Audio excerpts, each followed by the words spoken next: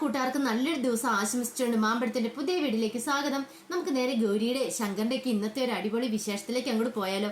ഇന്നത്തെ വിശേഷത്തിൽ കാണിച്ചിരിക്കുന്നത് പറഞ്ഞിട്ടുണ്ടെങ്കിൽ തനിക്ക് ഒരിക്കലും അമ്മയാൻ കഴിയില്ലെന്ന് ഗൗരി ആ പേപ്പർ വായിച്ചു കേട്ടപ്പോൾ തന്നെ തകർന്ന് നിൽക്കുമായിരുന്നു കമലയ്ക്ക് പിന്നീട് എന്ത് ചെയ്യണമെന്ന് അറിയത്തില്ല.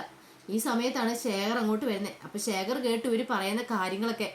ഇത് കേട്ട് കഴിഞ്ഞപ്പോൾ ശങ്കർ ചോദിച്ചു, ശേഖരേട്ടാ നിങ്ങൾ കേട്ടില്ലേ കമലടുത്തേക്ക് ഇനി ഒരിക്കലും ഒരു അമ്മയാൻ പറ്റില്ലെന്നുള്ളത്. നിങ്ങൾ എന്തൊരു മനുഷ്യനാ, നിങ്ങൾ ചെയ്ത ക്രൂരതയല്ലേ ഇങ്ങനെയെല്ലാം കമലടുത്തേക്ക് വരാൻ കാരണം എന്ന് ചോദിക്കണം. പെട്ടെന്ന് ഷെയർ പറഞ്ഞു, ഞാനെന്താ ക്രൂരത കാണിച്ചെന്നാ, അവൾക്ക് അമ്മയാൻ പറ്റില്ലെന്നല്ലേ ഉള്ളൂ, എനിക്ക് അച്ഛനാവാൻ ഇനിയും പറ്റൂല്ലോ എന്ന് പറയണം. ഇത് കേട്ട് കഴിഞ്ഞപ്പോഴത്തേനും എല്ലാവരും ഒരു നിമിഷം സ്റ്റക്കായിപ്പോയി. എല്ലാവർക്കും എന്തും മറുപടി പറയണമെന്ന് അറിയത്തില്ല. പിന്നീട് കാണിക്കുന്ന പറഞ്ഞിട്ടുണ്ടെങ്കിൽ വേണി നേരെ ബാങ്കിലേക്ക് ചെല്ലുവാണ്.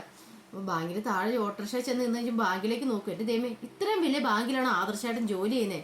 അങ്ങനെ വേണി അങ്ങ് കയറി ചെല്ലുവാണ്. അവിടെ ചെന്ന് കഴിഞ്ഞപ്പോഴത്തേനും വേണിക്ക് എന്ത് ചെയ്യണമെന്ന് അറിയത്തില്ല, ആരോട് ചോദിക്കണമെന്ന് അറിയത്തില്ല. അപ്പം എല്ലാവരും ഓരോ കമ്പ്യൂട്ടറിന് മുന്നിൽ നിന്ന് ജോലി ചെയ്തുകൊണ്ടിരിക്കുക. അപ്പം ആരോടാ ഒന്ന് ചോദിക്കുന്നത്, ആദർശാണ്ട് ഇവിടെയൊന്നും കാണാനില്ലോ. വേണി അതിലൂടെ എല്ലാം ഡോറൊന്ന് പതുക്കെ ഒന്ന് നോക്കുന്നുണ്ട്. പക്ഷെ ഒരിടത്തും ആദർശനെ കാണുന്നില്ല. ഇനിയിപ്പോൾ ആരോട് ചോദിക്കും, ഇനി രണ്ടാം നിലയോ മറ്റോ ആണോ ഇനി ആദർശമായിട്ടും ജോലി ചെയ്യുന്നത്. അങ്ങനെ നിൽക്കുമ്പോഴാണ് ബാങ്കിലെ ഒരു സ്റ്റാഫ് അതിലൂടെ പോകുന്നത്. പെട്ടെന്ന് വേണി അയാളുടെ അടുത്തേക്ക് ചെന്നു. എന്നിട്ട് ചോദിച്ചു, അല്ല നിങ്ങൾ ബാങ്കിലെ സ്റ്റാഫാണെന്ന് ചോദിക്കുകയാണ്. അതെ, ഞാൻ ഈ ബാങ്കിലെ സ്റ്റാഫാ, ഞാൻ ഈ ബാങ്കിലെ പ്യൂണാന്ന് പറയും. ഓ പ്യൂണാ അല്ലേ, മനസ്സിലായി. അതെ, എൻ്റെ ആളെന്തേന്ന് ചോദിക്കുകയാണ്. അപ്പം അയാൾക്ക് സംശയം, നിങ്ങളുടെ ആളോ, അതാരാ? ഓ എൻ്റെ മനുഷ്യ, എൻ്റെ ആള് തന്നെ, നിങ്ങൾക്ക് മനസ്സിലായില്ലേന്ന് ചോദിക്കും. അല്ല നിങ്ങൾ ആരെക്കുറിച്ചാണ് പറയുന്നത്, എനിക്ക് മനസ്സിലായില്ലേ. ഓ എൻ്റെ ആദർശേട്ടൻ, ഞാനേ ആദർശേട്ടൻ്റെ ഭാര്യ എന്ന് പറയണേ. ഓ മനസ്സിലായി, ആദർശേട്ടൻ്റെ വൈഫാണെന്ന് ചോദിക്കും. ആ എന്നെ കണ്ടിട്ട് തോന്നില്ലേ, ഞാൻ വേണി ആദർശ. മുമ്പ് ഞാൻ വേണി മഹാദേവനായിരുന്നു, പക്ഷെ ഇപ്പോഴങ്ങനെയല്ല, വേണി ആദർശ. എൻ്റെ ശരിക്കും ഉള്ള പേര് കൃഷ്ണവേണി എന്നാട്ടോ. ഇതെല്ലാം കേട്ട് കഴിഞ്ഞപ്പോഴത്തേനും പ്യൂൺ ഒരുമാതിരി കിളി പോയ അവസ്ഥ നിൽക്കുകയാണ്. പ്യൂണിന് ഈ വേണിയുടെ സംസാരമൊക്കെ കേട്ട് കഴിഞ്ഞപ്പോഴത്തേനും എന്തോ ഒരു സ്പെല്ലിംഗ് മിസ്റ്റേക്ക് ഉള്ള പോലെ തോന്നി. വേണി പെട്ടെന്ന് പറഞ്ഞു, സാറെന്താ ഇങ്ങനെ കുന്തം മെഴുകിയ പോലെ നിൽക്കുന്നേ, ഞാൻ ചോദിച്ചതിന് ഉത്തരം പറയാന്ന് പറയണേ. പ്യൂണാകുമ്പോൾ ഈ ഇവിടുത്തെ കാര്യങ്ങളെല്ലാം അറിയാലോ, എല്ലാവരും എങ്ങോട്ട് പോകുന്നു എന്ത് ചെയ്യണം എന്നൊക്കെ പ്യൂൺ അറിയേണ്ടതല്ലേ. ഈ ബാങ്കിന്റെ മേൽനോട്ടം മൊത്തം പ്യൂണിലല്ലേ എന്ന് ചോദിക്കുവാണ്. ദൈവമേ, ഈ പെങ്കൊച്ചിന് ഇത് എന്ത് പറ്റിയെന്ന് ഓർത്ത് പ്യൂൺ ഇങ്ങനെ നോക്കി നിൽക്കുകയാണ്. പെട്ടെന്ന് ചോദിച്ചു, എൻ്റെ ആദർശനെ കണ്ടോന്ന് ചോദിക്കുകയാണ്. ആ ആദർശ് സാർ പുറത്തേക്ക് പോയല്ലോ മാടെന്ന് പറയണേ. പുറത്തേക്ക് പോയി എപ്പം? കുറച്ച് സമയം ആയെന്ന് പറയണോ. ഓ അങ്ങനെ. അല്ല ഈ ബാങ്കിൽ വന്നിട്ട് ആദർശാണ് എന്തിനാ പുറത്തു പോയത്, തന്നോടൊന്നും പറഞ്ഞില്ല പുറത്തു പോകുന്ന കാര്യം. ഇനി മത്താപ്പ് വേറെ എവിടെയെങ്കിലും പോയതാണോ? ഓ ശരി, അത് എപ്പോഴാണ് വരുന്നതെന്നറിയോ? എപ്പോഴാണ് വരുന്നതെന്നൊന്നും അറിയത്തില്ല മാഡം എന്ന് പറയണേ എന്ന് പറഞ്ഞ് പ്യൂൺ അകത്തേക്ക് കയറി പോകാൻ തുടങ്ങുമ്പോഴത്തേനും വേണി വിളിച്ചു, സാർ ഒരു മിനിറ്റ് എന്ന് പറയണേ. എന്താ? അല്ല ഇവിടെ പുതിയതായിട്ടൊരു പെൺകുടി ജോയിൻ ചെയ്തിട്ടുണ്ടല്ലോ, അതിൻ്റെ പേരെന്താ? ഓ കൃഷ്ണവേണിന്ന്. ആ മനസ്സിലായി. അല്ല ആ കൃഷ്ണവേണി മാഡത്തിന് ഇന്ന് കാണാൻ പറ്റുമെന്ന് ചോദിക്കണം. അല്ല കൃഷ്ണവേണി മാഡം ഇവിടെ ഇല്ലാന്ന് പറയണേ, അവര് വേറെ എവിടെയോ പോയേക്കുന്നത്. ഓ അപ്പൊ രണ്ടുപേരും ഇവിടെ ഇല്ല. അല്ല സാറേ, ഞാൻ ചോദിക്കുന്നോടൊന്നും തോന്നരുത്, അവർ രണ്ടുപേരും ഒരുമിച്ചാണോ പോയത്? അതറിയത്തില്ല എന്ന് പറയണം എന്ന് പറഞ്ഞ് പുള്ളിക്കാരനകത്തേക്ക് കയറിപ്പോ. ഇപ്പൊ ഇനി അതറിയാൻ എന്തോ ഒരു മാർഗം. ഷോ, രണ്ടുപേരും ഒരുമിച്ചാണോ പോയത്, ഒരു സമാധാനം കിട്ടുന്നില്ല എന്നോർത്ത് വേണി ഇങ്ങനെ നിൽക്കുകയാണ്. പിന്നെ ഓർത്ത് ഒരു ഐഡിയ ഉണ്ട്, അത് തന്നെ വർക്കൗട്ട് ആക്കാൻ ഓർത്തുകൊണ്ട് വേണി ഇങ്ങനെ നടക്കുകയാണ്. പിന്നീട് കാണിക്കുന്ന ശേഖറിന്റെ വാക്കുകൾ കേട്ടിട്ട് കമല എന്ത് ചെയ്യണം, മുറിക്കകത്തേക്ക് അങ്ങോട്ട് കയറി പോവാണ്. കമലയ്ക്ക് സഹിക്കാൻ പറ്റുന്നുണ്ടായിരുന്നില്ല. ശങ്കർ പെട്ടെന്ന് ചോദിച്ചു, ശേഖരൻ എന്ത് വർത്താനോ ശേഖരട്ടെ പറഞ്ഞതെന്ന് ചോദിക്കുകയാണ്. കമലയടുത്തേക്ക് എത്രമാത്രം വിഷമമായെന്ന് അറിയാവോ? എൻ്റെ മഹാദേവനോട് ചോദിച്ചു, അച്ഛൻ എന്താ ഇങ്ങനെ ഒന്നും മിണ്ടാൻ നിൽക്കുന്നേ? ശേഖരന് ഒരു മറുപടി കൊടുക്കാൻ പോലും അച്ഛന് പറ്റില്ലെന്ന് ചോദിക്കുകയാണ്. ഇത്ര വലിയ ക്രൂരത കാണിച്ചിട്ട് പാവം കമലയടുത്തി എത്രമാത്രം വിഷമിച്ചാൽ കയറി പോയെന്നറിയാമോ? ഈ സമയത്തൊക്കെ മഹാദേവൻ ഇങ്ങനെ കുന്തം മെഴുകിയോലെ ഇരിക്കുക. തങ്കച്ചി ഒന്നും മിണ്ടുന്നില്ല. എന്തേലും ഒന്ന് പറയണ്ടേ, അന്ന് ശേഖരനെ രണ്ട് ചീത്ത പോലും പറയണ്ടേ, അവരതൊന്നും ചെയ്യുന്നും കൂടിയില്ല. പിന്നീട് കാണിക്കുന്ന ഗൗരി അകത്തേക്ക് കയറി പോവാണ്. അകത്തേക്ക് കയറി പോയിട്ട് അതേ സ്പീഡിൽ തന്നെ തിരിച്ചിറങ്ങി വരുക. ശങ്കര എന്തോ ഒരു പ്രശ്നമുണ്ട്, കമലടത്തിനെ അവിടെ എങ്ങും കാണുന്നില്ല എന്ന് പറയാണ്. കമലടത്തിനെ കാണുന്നില്ലേ? കമലടത്തി എവിടെ പോയി? കമലടത്തി വേറെ ഏതോ ഒരു മാനസികാവസ്ഥയല്ല ശങ്കരെ, എന്തേലും ചെയ്യാൻ വഴിയുണ്ട്. കമലടത്തിക്ക് ഈ സമയത്ത് നമ്മൾക്ക് കമലടത്തിനെ രക്ഷിക്കാൻ പറ്റുള്ളൂ, അല്ലെങ്കിൽ എന്താ സംഭവിക്കുന്നത് പറയാൻ പറ്റില്ല എന്ന് പറയാണ്. ദൈവമേ, അച്ഛാ പറഞ്ഞു കേട്ടില്ലേ, നിങ്ങൾ എത്രയും പെട്ടെന്ന് എന്തേലും ചെയ്യണമെന്ന് പറയാണ്. ഈ സമയത്ത് കമല അടുക്കളയിൽ പോയിട്ട് മണ്ണെണ്ണ എടുക്കുമായിരുന്നു. മണ്ണെണ്ണ എടുത്തിട്ട് അത് തല വഴി കമത്തി. കമലയുടെ ഉള്ളിലെ ചിന്ത എന്ന് പറഞ്ഞിട്ടുണ്ടെങ്കിൽ ശേഖർ പറഞ്ഞ വാക്കുകളായിരുന്നു. ഗൗരി തനിക്ക് ഒരിക്കലും അമ്മയാവാൻ പറ്റണമെന്ന് പറഞ്ഞു കേട്ടപ്പോൾ ശേഖർ പറഞ്ഞ്, അവൾക്ക് അമ്മയാവാൻ പറ്റുന്നതേ ഉള്ളൂ, എനിക്ക് അച്ഛനാവാൻ പറ്റൂല്ലോ എന്ന്. അപ്പം ഇനിയിപ്പോൾ താൻ ജീവിച്ചിരുന്നിട്ട് കാര്യമില്ലെന്ന് ഓർത്തുകൊണ്ട് തല വഴി മണ്ണെണ്ണ ഒഴിക്കുവാണ്. ഈ സമയത്ത് ഇപ്പുറത്ത് ഗൗരി ശങ്കർ പറഞ്ഞു, ശങ്കര എത്രയും പെട്ടെന്ന് വാ, കമലടുത്ത് എന്തെങ്കിലും കടുകയോ ചെയ്യുന്നതിന് മുമ്പ് നമുക്ക് കമലടുത്തിനെ രക്ഷിക്കണമെന്ന് പറയണം. അങ്ങനെ അവർ സംസാരിച്ചുകൊണ്ടിരിക്കുന്ന സമയത്ത് ഒരു മണ്ണെണ്ണയുടെ സ്മെല്ല് വരുന്നേ. ശങ്കറെ, ഒരു മണ്ണെണ്ണയുടെ സ്മെല്ല് വരുന്നില്ല നീ? മണ്ണെണ്ണയുടെ സ്മെല്ലോ?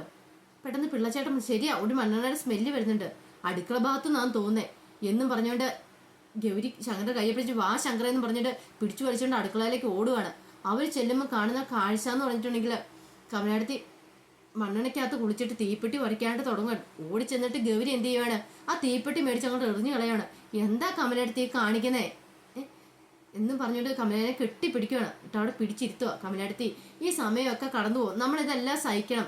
എന്തെങ്കിലും ഒരു വിഷമം ഉണ്ടായ ഉടനെ ഇങ്ങനെയാണോ ചെയ്യണ്ടേ? കമലടുത്തി ഇച്ചിരി കൂടി ഒന്ന് ബോൾഡ് ആയിക്കേ. കമലടുത്തിക്ക് വേണ്ടി ദൈവം മറ്റെന്തോ കരുതി വെച്ചിട്ടുണ്ട്. കമലടുത്തി അങ്ങനെ വിചാരിക്കുക. ഒരിക്കലും ഇങ്ങനെയൊന്നും ചെയ്യരുത് കമലടുത്തി.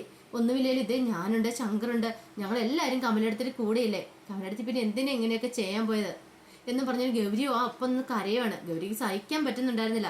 കമലയുടെ വിഷമം എത്രത്തോളം വലുതാണെന്ന് ഗൗരിക്ക് മനസ്സിലാവും. ഇതൊക്കെ കണ്ട് ശങ്കറിന് വല്ലാത്തൊരു സങ്കടം വന്നു. ശങ്കറിന് സഹിക്കാൻ പറ്റുന്നുണ്ടായിരുന്നില്ല. കാരണം ശേഖർ അത്രമാത്രം ദുഷ്ടത്തരെ കാണിച്ചേ. അത് കാണിച്ചിട്ട് ശേഖറിന് നല്ല വാക്ക് പറയുവാണെങ്കിൽ കുഴപ്പമില്ല, ശേഖറിന്റെ വായിന്ന് വീണതോ അതൊക്കെ ഓർക്കുമ്പോൾ തന്നെ ശങ്കറിന് ഭയങ്കരമായിട്ട് ദേഷ്യം വരുന്നുണ്ടായിരുന്നു. പിന്നീട് കാണിക്കാന്ന് പറഞ്ഞിട്ടുണ്ടെങ്കിൽ ആദർശം ശിവരഞ്ജനെയും കൂടെ ശിവരഞ്ജനി താമസിക്കുന്ന വീടിന്റെ അങ്ങോട്ട് ചെല്ലുവാണ്. ഈ സമയത്ത് ശിവരഞ്ജനിയുടെ അവിടുത്തെ ആ മാടെന്ന് പറയാൻ മാടമല്ല, അവിടുത്തെ ഓണർ അവരിങ്ങനെ നോക്കി. ആഹാ, ശിവരഞ്ജനിയുടെ കൂടെ ആരോ ഉണ്ടല്ലോ, ഒരു പയ്യനും കൂടെ ഉണ്ടല്ലോ, താടിക്കാരനാണ്. ഇയാൾ ആരാ പോലും ഇനി ഇവളുടെ എങ്ങാനും വല്ല കാമുകൻ എന്തേലും ആണ്, കാമുകനെ കൂട്ടിക്കൊണ്ട് വന്നാണോ പറയാൻ പറ്റില്ല. താടിക്കാരൻ ആള് ശരിയല്ല എന്നാ തോന്നുന്നേ. അങ്ങനെ ഓട്ടോറിക്ഷയിൽ നിന്ന് ഇറങ്ങി കഴിഞ്ഞപ്പോഴത്തേനും രഞ്ജുനോട് ചോദിച്ചു, അത് എന്തെങ്കിലും കുഴപ്പമുണ്ടോ, ഒരു തലകറക്കം എന്തെങ്കിലും ഉണ്ടോന്ന് ചോദിക്കും. ചെറുതായിട്ട് തല ഇറങ്ങുന്ന പോലെ തോന്നുന്നുണ്ട്, എന്നാ ഇങ്ങോട്ട് വാ, ഞാൻ കയ്യെ പിടിക്കാന്ന് പറയണേ. കയ്യെ പിടിച്ച് അകത്തേക്ക് കൊണ്ടുവരുമ്പോഴത്തേനും ആ പുള്ളിക്കാരത്തി ഓർക്കും, ദൈവമേ ഇതിന് കയ്യെ പിടിച്ചാണല്ലോ വരുന്നേ. ഓഹോ, കല്യാണം കഴിഞ്ഞോ, പക്ഷെ ബൊക്കെ മാലയൊന്നും കാണുന്നില്ലല്ലോ, എന്തായി സംഭവം ഞാൻ ഓർത്തിട്ട് പുള്ളിക്കാരത്തി പെട്ടെന്ന് അങ്ങോട്ട് ഇറങ്ങി ചെല്ലുകയാണ്. അങ്ങോട്ട് ഇറങ്ങി ചെന്ന് ചോദിച്ചു, രഞ്ജു ഇതാരാ, ഇതെന്താന്ന് ചോദിക്കണം. ഞാൻ നിങ്ങളോട് അപ്പോഴേ പറഞ്ഞിട്ടില്ലേ ഇവിടെ ഒന്ന് താമസിക്കാൻ തുടങ്ങുമോ, ഇവിടെ പേയിങ് ഗസ്റ്റ് ആയിട്ട് നിൽക്കണമെങ്കിൽ കുറേ നിബന്ധനകളൊക്കെ ഉണ്ടായിരുന്നു, പുരുഷന്മാരെ ഒന്നും ഒരിക്കലും ഇങ്ങോട്ട് കൊണ്ടുവരാൻ പാടില്ല, മനസ്സിലായല്ലോ. പിന്നെ എന്ത് വിചാരിച്ചാ നീ ഇവനെ ഇങ്ങോട്ട് കൊണ്ടുവന്നതെന്ന് ചോദിക്കുകയാണ്. അപ്പൊ രഞ്ജു പറഞ്ഞു, അതെനിക്ക് അറിയാൻ പാടും, നീ അതൊക്കെ സമ്മതിച്ചതിന് ശേഷമല്ലേ ഇങ്ങോട്ട് കയറിയെന്ന് ചോദിക്കുകയാണ്. എനിക്ക് പണ്ടേ പുരുഷന്മാരെ ഇഷ്ടമുള്ള കാര്യം അറിയാലോ, പുരുഷ വിരോധിയാണെന്നും എനിക്കറിയാം, അതുകൊണ്ട് നീ പിന്നെ എന്തിനാ ഇവനെ വിളിച്ചിങ്ങോട്ട് വന്നേന്ന് ചോദിക്കണം. മേഡം ഇതെന്റെ കസിൻ ബ്രദറാന്ന് ചാടി കയറി പറയണം. കസിൻ ബ്രദർ ആണോന്ന് ചോദിക്കണം. ഓ, ഇപ്പൊ കസിൻ ബ്രദർ ഒക്കെ ഉണ്ടല്ലേ, നേരത്തെ ബെസ്റ്റി ഒക്കെ ആയിരുന്നു, ഇപ്പൊ അത് മാറി കസിൻ ബ്രദർ ആയെന്ന് തോന്നുന്നേ. അല്ല ഇവനെ വിളിച്ചോണ്ട് എന്താ ഇങ്ങോട്ട് വന്നേ? മാഡം എനിക്ക് ഓഫീസിൽ വെച്ചിട്ട് തലകറക്കം ഉണ്ടായി, തലകറക്കമാണ്, BP ലോ ആയതാ, അപ്പൊ അതുകൊണ്ട് തന്നെ ഇങ്ങോട്ട് കൊണ്ടേയാക്കാൻ വന്ന ആദർശേട്ടൻ എന്ന് പറയാണ്. ഓ അങ്ങനെ, എന്നാ ശരി ഞങ്ങൾ ഇങ്ങോട്ട് പോട്ടെ എന്ന് പറഞ്ഞിട്ട് ആദർശനെ കൂട്ടിക്കൊണ്ട് അങ്ങോട്ട് പോവാണ്. ഓഹോ, ഈ കസിൻ ബ്രദറൊക്കെ മാറി ഇനി എന്നാണ് അപ്പൊ ബെസ്റ്റി ആകുന്നേ പറയാൻ പറ്റില്ല, ഇന്നത്തെ കാലമല്ലേ എന്ന് പറഞ്ഞ് പുള്ളിക്കാരത്തി അകത്തേക്ക് കയറി പോവാണ്. അങ്ങനെ ശിവരഞ്ജനി എന്ത് ചെയ്യണം, റൂമിലേക്ക് പോകാനായിട്ട് കുറെ സ്റ്റെപ്പുകളുണ്ട് കയറി പോകാനായിട്ട്. അപ്പൊ സ്റ്റെപ്പിന്റെ താഴെ ചെന്നപ്പോൾ ആദർശനോട് പറഞ്ഞു, ആദർശേട്ടാ ഈ സ്റ്റെപ്പ് കയറി വേണം മുകളിലെത്താനെന്ന് പറയണം. അതിനെന്താ കയറിപ്പോ, ഞാൻ നിന്റെ കയ്യെ പിടിച്ചോളാന്ന് പറയാണ്. എന്റെ കയ്യെ പിടിച്ച് മുകളിലേക്ക് കൊണ്ടുവരുവാണ്. പിന്നീട് കാണിക്കുന്ന ശിവരഞ്ജനിക്കുള്ള ചായയൊക്കെ വെച്ച് ആദർശം കൊണ്ട് കൊടുക്കുന്നുണ്ട്. അതെ, അത്ര നല്ല ടേസ്റ്റ് ഒന്നും ഉണ്ടായിരിക്കില്ല കേട്ടോ, ഞാൻ ഉണ്ടാക്കിയതാന്ന് പറയണേ. അതൊന്നും കുഴപ്പമില്ല ആദർശേട്ടാ, ടേസ്റ്റ് ഉണ്ടേലും ഇല്ലേലും അതൊന്നും എനിക്ക് പ്രശ്നമല്ല എന്ന് പറയണം. പിന്നീട് അവിടെ ഇരിക്കും. ആദർശേണ്ട ബുദ്ധിമുട്ടായിരുന്നു എനിക്ക് എന്ത് ബുദ്ധിമുട്ട്, എനിക്ക് എന്താ ബുദ്ധിമുട്ട്, എനിക്കൊരു കുഴപ്പമില്ലെന്ന് പറയും. അല്ല വലിയ ബോക്സിങ് ചാമ്പ്യനൊക്കെ അല്ലേ, കോളേജിൽ അങ്ങനെ ആയിരുന്നല്ലോ എന്ന് പറയണേ. അത് ഈ ബോക്സിങ് ചാമ്പ്യൻ എന്നുള്ള വിളി വേണ്ട കേട്ടോ എന്ന് പറയണം. അതെന്താ, അതെന്റെ ഭാര്യ വേണി വിളിക്കുന്ന, അത് വേറെ ആരും വിളിക്കുന്ന എനിക്ക് ഇഷ്ടമില്ല. ഓ അങ്ങനെ എന്ന് പറയണം. ശരി, ആദർശാണ്ട് ഇരിക്കാൻ പറഞ്ഞ് ആദർശം അവിടെ ഇരിക്കുവാണ്. പിന്നീട് അവർ ഓരോ കാര്യങ്ങളെ കുറിച്ചൊക്കെ സംസാരിച്ചുകൊണ്ടിരിക്കുക. ഈ സമയം ആദർശം വെച്ചു, അല്ല ഇവിടുത്തെ ഓണർക്ക് എന്താ ഈ പുരുഷന്മാരെ എത്ര വിരോധം, അവരെന്നെ ഇഷ്ടമില്ലാത്തെന്ന് ചോദിക്കണം. ഓ അതോ, അതൊരു വലിയ കഥയാ ആദർശ് സാറേ, അതൊന്നും പറയാതിരിക്കുന്നതാണ് നല്ലത്. അതെന്താ, പുള്ളിക്കാരത്തിക്ക് നേരത്തെ ഒരു പ്രേമം ഉണ്ടായിരുന്നു, വലിയ പ്രേമമായിരുന്നു, അത് പൊട്ടിപ്പോയതിൻ്റെ എന്നൊരു പ്രേമം പൊട്ടിപ്പോയ. അതെ, പുള്ളിക്കാരത്തിക്ക് ഒരാളെ ഭയങ്കര ഇഷ്ടമായിരുന്നു. പുള്ളിക്കാരത്തി അയാളെ ഇമ്പ്രസ് ചെയ്യാനായിട്ട് കുറെ ട്രൈ ചെയ്തു. പുള്ളിക്കാരന് ഡാൻസ് ഇഷ്ടമാകുന്നതിന് പുള്ളിക്കാരത്തി ഡാൻസ് പഠിച്ചു, പാട്ട് ഇഷ്ടമാകുന്നതിന് പാട്ട് പഠിച്ചു, പുസ്തകം വായിക്കുന്ന ഇഷ്ടമാകുന്നപ്പോൾ അതെല്ലാം ചെയ്തു. അവസാനം ഒരു ശിവരാത്രിയുടെ അന്നാണ് പുള്ളിക്കാരനെ പ്രപ്പോസ് ചെയ്ത്. എന്നിട്ടോ പുള്ളിക്കാരൻ ഇഷ്ടക്കുറവൊന്നുമില്ലായിരുന്നു. അങ്ങനെ രണ്ടുപേരും കടുത്ത പ്രണയത്തിലായി. വീട്ടുകാരൊക്കെ അറിഞ്ഞു, രണ്ടുപേരുടെ കല്യാണം ഉറപ്പിച്ചു. പക്ഷെ കല്യാണത്തിന് തലേ ദിവസം അങ്ങേര് ഒളിച്ചോടി എന്ന് പറയാണ്. അങ്ങനെ ഒറ്റ മുങ്ങലങ്ങ് മുങ്ങി. അതുകൊണ്ട് പുള്ളിക്കാരത്തേക്ക് പുരുഷന്മാരെ ഇഷ്ടമില്ല, ഈ ശിവരാത്രി പോലും ഇഷ്ടമില്ല. ശിവരാത്രിക്ക് പ്രപ്പോസ് ചെയ്തുകൊണ്ടാ 8 നില പൊട്ടിയെന്നാ പറയണേ. ഇത് കേട്ടുകഴിഞ്ഞപ്പോൾ ആദർശം പൊട്ടിച്ചിരിക്കുന്നുണ്ട്. പിന്നീട് ഇത്രയും പറഞ്ഞു കഴിഞ്ഞപ്പോൾ ശിവരഞ്ജനി പറഞ്ഞു, ആ ഒരു അവസ്ഥ അതൊക്കെ നമ്മൾ മനസ്സിലാക്കണമെങ്കിൽ നമുക്ക് അങ്ങനെ ഒരു അനുഭവം ഉണ്ടാവണമെന്ന് പറയാണ്. രഞ്ജുവിന് മോഹം മാറിയപ്പോൾ ഇതിന് ആദർശം പെട്ടെന്ന് ചോദിച്ചു, അല്ല രഞ്ജുവിന് ഇങ്ങനെ വല്ലതും ഉണ്ടായിട്ടുണ്ടോ എന്ന് ചോദിക്കുകയാണ്. രഞ്ജു ഒന്നും മിണ്ടിയില്ല. അല്ല ഇനിയിപ്പോൾ അതേക്കുറിച്ചൊന്നും ഓർത്ത് വിഷമിക്കണ്ട കേട്ടോ, നമ്മൾ ആ ചിന്തകളൊക്കെ നമ്മുടെ മനസ്സിൽ നിന്ന് കളയണം, കഴിഞ്ഞു പോയ കാര്യങ്ങളല്ലേ എന്ന് പറയണേ. എനിക്ക് ആദർശനോട് പറയാതിരിക്കേണ്ട ആവശ്യമൊന്നുമില്ല. എനിക്കും ഉണ്ടായിരുന്നൊരു പ്രണയം, ജീവിതത്തിന് ആദ്യത്തെ അവസാനത്തെ ആയിട്ടൊരു പ്രണയം ഉണ്ടായിരുന്നു പറയാം. അതെന്താന്ന് ചോദിക്കുകയാണ്. എനിക്കൊരാളെ ഇഷ്ടമായിരുന്നു 16 വയസ്സ് മുതൽ. അപ്പോൾ അതിൻ്റെ ആഴം എത്രമാത്രത്തോളമാണെന്ന് ആദർശന് അറിയാലോ. എൻ്റെ വീട്ടുകാർക്കൊന്നും ഇഷ്ടമില്ലായിരുന്നു, കാരണം അവൻ കാണിക്കുന്ന തെറ്റുകളൊന്നും വീട്ടുകാർക്ക് ഇഷ്ടപ്പെട്ടിട്ടില്ല. പക്ഷെ എനിക്ക് മാത്രം അവനെ മനസ്സിലാക്കാൻ പറ്റിയിരുന്നുള്ളൂ. അവൻ എന്ത് തെറ്റ് കാണിച്ചാലും ഞാൻ അതെല്ലാം ക്ഷമിച്ചു വിട്ടുകൊണ്ടിരുന്നു. പക്ഷെ കുറേ തെറ്റുകളൊക്കെ ഞാൻ അവന് ക്ഷമിച്ചു.